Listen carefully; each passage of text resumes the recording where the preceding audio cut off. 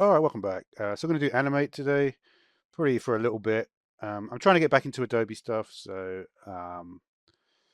yeah, I've been thinking about masking, and I've always wanted to think about, I love the idea of this alpha channel stuff. So I thought about 10 ways to do what I want to do with masking. So we're going to just go through each of them and maybe do a little series or something like that. All right. So at the moment, what I just basically got a movie clip of this picture. So what did I want to do? Oh yeah. First thing we want to do is turn it black and white. So let's do that. Okay, so we'll go here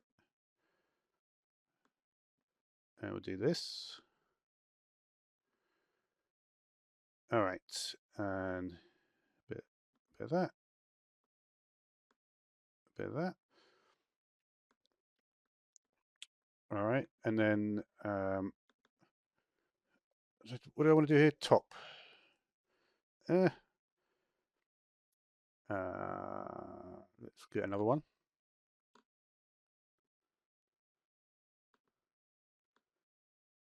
I think yeah, there you go. So that's in there.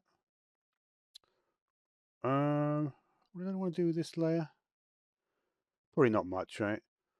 Because the thing is, like, I always thought that the way to do it was like you would do that, and then you would have like a masking layer, right? You can't even write mask anymore. I didn't even realize.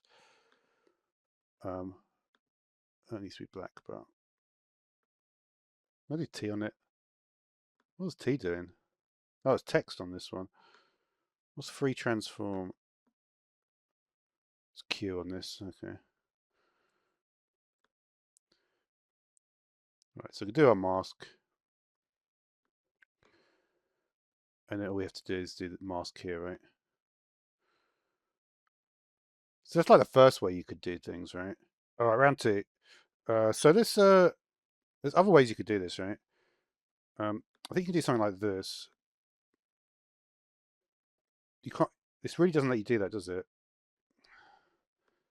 That is funny. So yeah, what you can do as well. Let's try this one.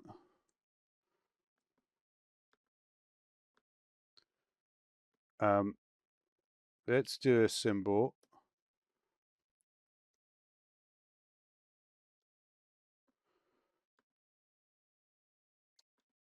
Uh, that's another way to do it, right?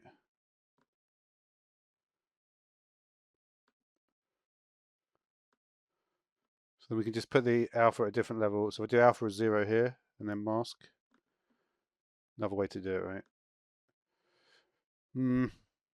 Yeah, but that doesn't get you what I want.